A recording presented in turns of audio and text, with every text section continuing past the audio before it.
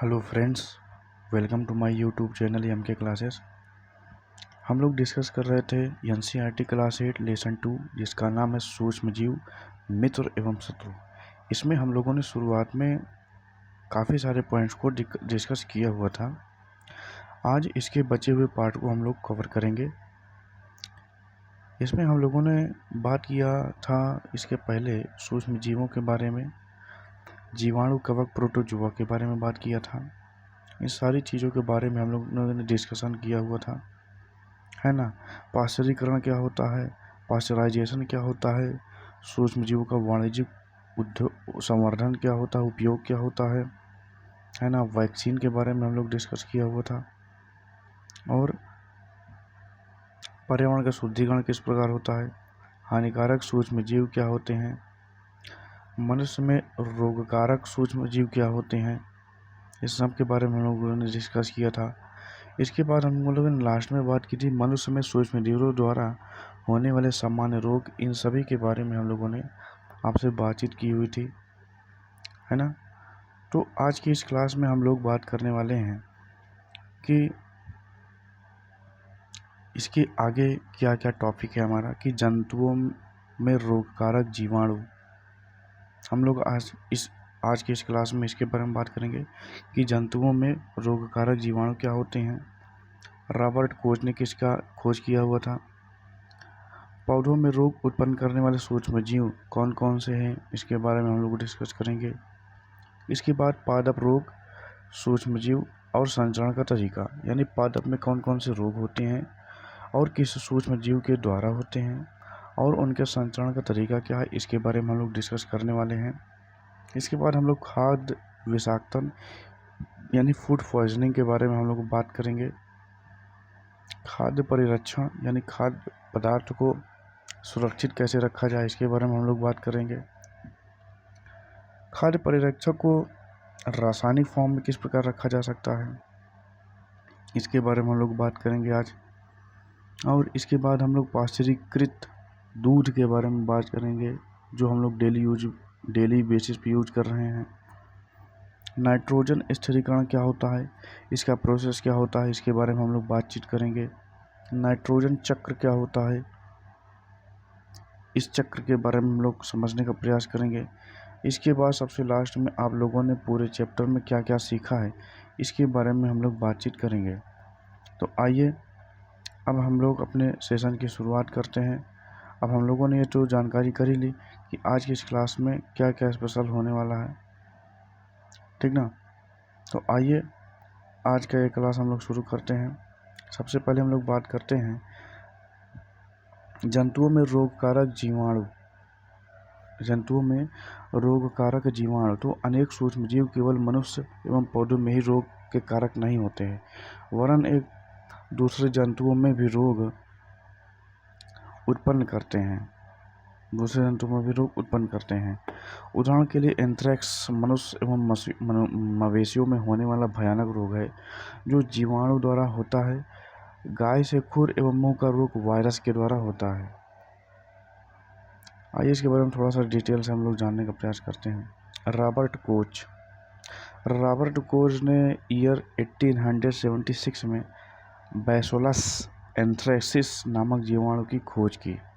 इसको आप अपने नोटबुक में नोट डाउन करिएगा। रॉबर्ट कोच ने ईयर 1876 में बैसिलस एंथ्रेसिस नामक जीवाणु की खोज की, जो एंथ्रेक्स रोग का कारक होता है। ठीक है, नेक्स्ट आते हैं। उसी प्रकार से एंथ्रेक्स रोग क्या होता है कि अनेक सूक्ष्मजीव केवल मनुष्य में ही नहीं, पौधों में भी होते हैं, जानवरों में भी होते हैं, वरन दूसरे जंतुओं में भी होते हैं। एग्जाम्पल में ही एंथ्रेक्स है कि मनुष्य एवं मवेशियों में होने वाला एक भयानक रोग होता है, जो जीवाणुओं के द्वारा होता है। ठीक, आगे हम लोग देखते हैं पौधों में रोग उत्पन्न करने वाले सूक्ष्म जीव।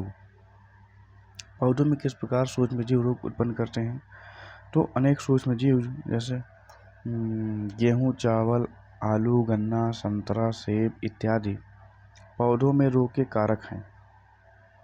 रोग के कारक फसल की उपज में कमी आ जाती है।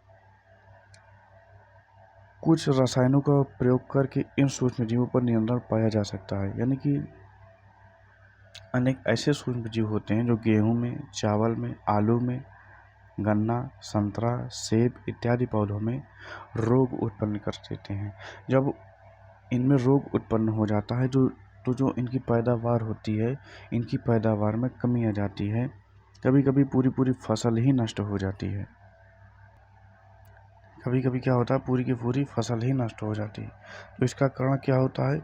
इसका कारण होने वाला रोग होता है। जैसे यहाँ पर एक सारणी दी गई है कि सूक्ष्मजीवों द्वारा पौधों में होने वाले कुछ सामान्य रोग। पादप रोग यानी पौधों में होने वाले रोग। नंबर 1 पर है नींबू कैंकर।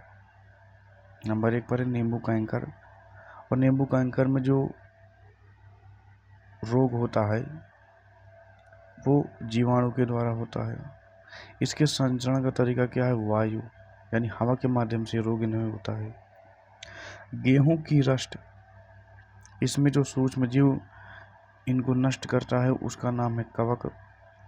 और संचरण का तरीका क्या होता है? वायु एवं बीज। भिंडी की पीत, और इसमें जो सूक्ष्मजीव कौन सा है जो नुकसान करता है? तो वायरस है। और संचरण का तरीका क्या होता है? कीट होता है। कीट होता है। ठीक ना? तो इस प्रकार से पौधे और उनसे होने वाले रोगों के नाम ये हैं। अब हम लोग बात करेंगे फूड पॉइजनिंग की। देखिए, सामान्य सी भाषा में हम लोग एक प्रश्न आता है कि आश्चर्य होता है कि भोजन विष कैसे बन जाता है। फूड पॉइजनिंग क्या होती है? देखिए, फूड पॉइजनिंग क्या होता है एक सामान्य सी भाषा में, कि जो भोजन हम लोग करते हैं यदि उनमें किसी प्रकार के जीवाणु और विषाणु का यदि संक्रमण है और यदि हमने उस भोजन का सेवन कर लिया, तो सेवन करने के पश्चात हमारे शरीर में जब वो जीवाणु और विषाणु इंटर करेगा तो उसके द्वारा हमारे शरीर में विभिन्न प्रकार की समस्याएं उत्पन्न होगी। और उन समस्याओं से कभी हमें उल्टी होने लगेगी, कभी दस्त होने लगेगा, कभी बुखार आ जाएगा, कभी बदहजमी हो जाएगी। तो ये सारी चीज़ें हमारे सामने उत्पन्न हो जाएगी और इसी को बोला जाता है फूड पॉइजनिंग। जैसे खाद्य विषाक्तन के अंतर्गत बूझो हुआ थी और वो जो है क्या हुआ, अपने मित्र के यहाँ गई हुई थी और उसने भरपूर भोजन वगैरह कर लिया पार्टी में। अब घर आने के पश्चात उसके वॉमिटिंग होने लगी, उल्टी होने लगी। और उन्हें जब डॉक्टर के पास ले जाया जाने लगा तो डॉक्टर ने बताया कि इन्हें फूड पॉइजनिंग हो गई है। क्या हो गई? फूड पॉइजनिंग हो गई है। सूक्ष्मजीवों द्वारा संशोधित भोजन करने से खाद्य विषाक्तन हो सकता है। हमारे भोजन में उत्पन्न होने वाले सूक्ष्मजीव कभी कभी विषैले पदार्थ उत्पन्न करते हैं या भोजन को विषाक्त बना देते हैं, जिसके सेवन से व्यक्ति भयंकर रूप से रोगी हो जाता है अथवा कभी कभी उसकी मृत्यु भी हो जाती है। अतः यह आवश्यक है कि हम भोजन को संशोधित होने से बचाएं। ठीक ना? वही बात है ना? तो संशोधित होने से बचाने के कुछ उपाय हैं और वैज्ञानिक भाषा में खाद्य परिरक्षण बोला जाता है। पिछले क्लास में हम लोगों ने बीजों के परिरक्षण के बारे में डिस्कस किया हुआ था कि किस प्रकार बीजों को जहां स्टोर किया जाता है नम वाले स्थान नहीं रहती है, बाकायदा नीचे फर्श बिल्कुल सूखी हुई रहती है, हवा, धूप, रोशनी जाने का भरपूर व्यवस्था रहती है ना? तो आप जानते हैं कि खुले एवं नम स्थान पर रखी ब्रेड पर कवक आक्रमण कर देते हैं। सूक्ष्मजीव हमारे भोजन को संशोधित कर देते हैं। संशोधित भोजन से दुर्गंध आने लगती है, इसका स्वाद भी खराब हो जाता है तथा रंग रूप में भी परिवर्तन आ सकता है। क्या भोजन का संशोधन एक रासायनिक अभिक्रिया है? हो सकता है। पहले ने कुछ आम खरीदे परंतु कई दिनों तक वह उन्हें खा ही नहीं पाई। बाद में उसने देखा कि वे सड़ गए, परंतु वह जानती है कि उसकी दादी द्वारा बनाया गया अचार काफ़ी समय से संशोधित नहीं होता, वह भ्रमित है। आइए जानते हैं कि परिरक्षण के कुछ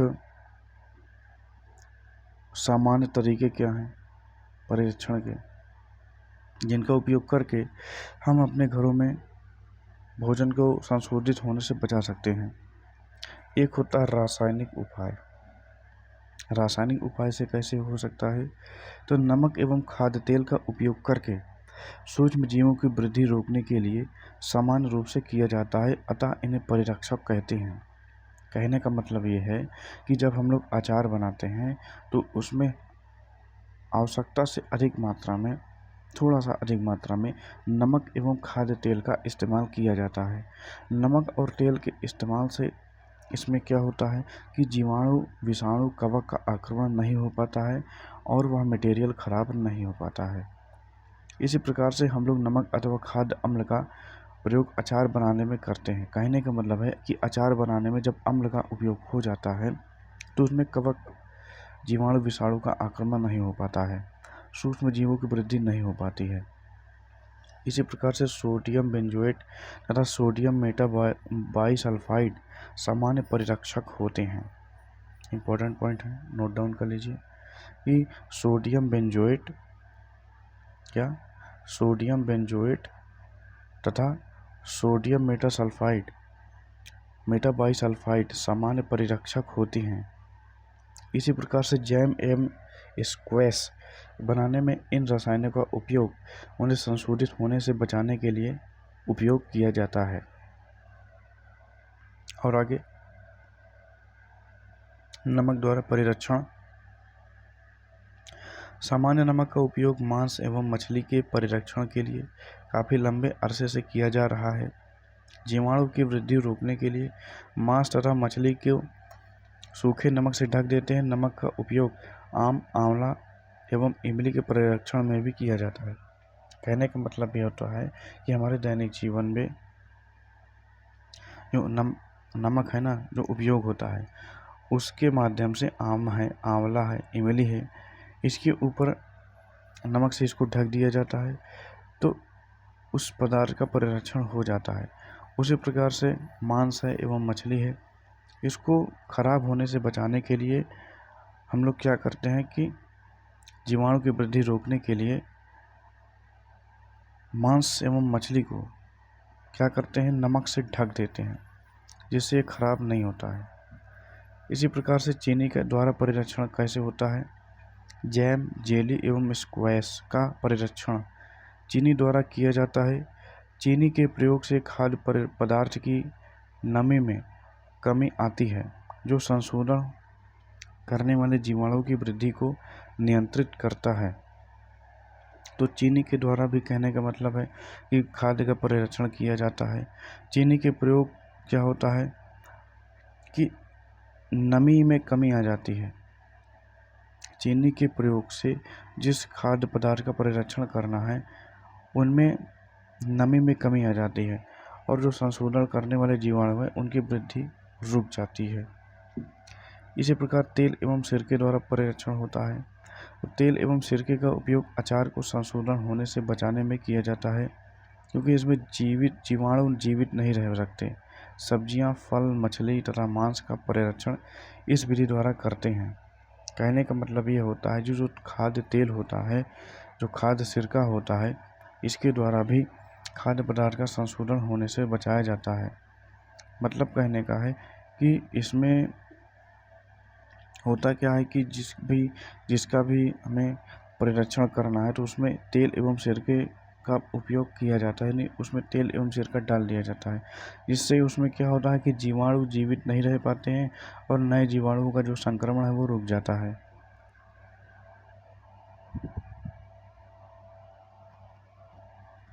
इसी प्रकार गर्म एवं ठंडा करना। आप लोगों के घर में फ्रिज ज़रूर होगा, तो आपने अपनी माँ को दूध उबाल कर रखते हुए देखा होगा। फ्रिज में उबालने से क्या होता है, अनेक सूक्ष्म जीव क्या हो जाते हैं, नष्ट हो जाते हैं। उबालने से अनेक सूक्ष्म जीव नष्ट हो जाते हैं। इसी प्रकार हम अपना भोजन रेफ्रिजरेटर में रखते हैं, क्योंकि कम ताप पर सूक्ष्म जीवों की वृद्धि रुक जाती है। यानी कि हम लोग घरों में इस्तेमाल होने वाले फल हैं, सब्जियां हैं, मेवे हैं आदि को हम लोग फ्रिज में रख देते हैं। किस लिए? खराब होने से बचाने के लिए, संशोधित होने से बचाने के लिए। इससे क्या होता है कि वो खाद्य पदार्थ हाई, कहने का मतलब यह है कि जो ठंडकपन है -10 डिग्री -15 डिग्री सेल्सियस पे जब किसी खाद्य पदार्थ को रखा जाता है ना, तो वो संशोधित नहीं हो पाता, उसमें जीवाणु, विषाणु और कवक का आक्रमण नहीं हो पाता है। इसी प्रकार से थैलियों में आने वाला दूध, जिसका इस्तेमाल हम लोग अपने दैनिक जीवन में करते हैं, वह संशोधित नहीं होता है। उनमें 4 से 5 दिनों का एक्सपायरी डेट भी लिखी हो। तो मेरी माँ ने बताया कि यह दूध पाश्चरीकृत है। पाश्चरीकृत करण क्या होता है, बूझो ने कहा।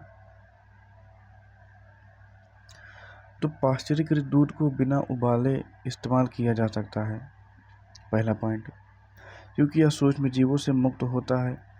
इसके लिए दूध को 70 डिग्री सेल्सियस पर 15 से 30 सेकंड के लिए गर्म करते हैं, फिर एकाएक ठंडा कर उसका भंडारण कर लेते हैं। ऐसा करने से सूक्ष्म जीवों की वृद्धि रुक जाती है। इस प्रक्रिया की खोज लुई पाश्चर नामक वैज्ञानिक ने की थी, इसलिए इसे पाश्चरीकरण कहते हैं। कहने का मतलब ये होता है कि जो पैकेट में आने वाला दूध होता है उसको हम लोग बड़े ही आसानी से बिना उबाले इस्तेमाल कर सकते हैं, क्योंकि वह जो दूध होता है पैकेट वाला वो पाश्चरीकृत होता है। अब पाश्चरीकरण की क्रिया कैसे होती है? तो पाश्चरीकरण की क्रिया जो होती है वो इस तरीके से होती है कि दूध को 70 डिग्री सेल्सियस पर लगातार 15 से 30 सेकंड तक गर्म कर दिया जाता है, और गर्म करने के बाद एकाएक ठंडा कर दिया जाता है।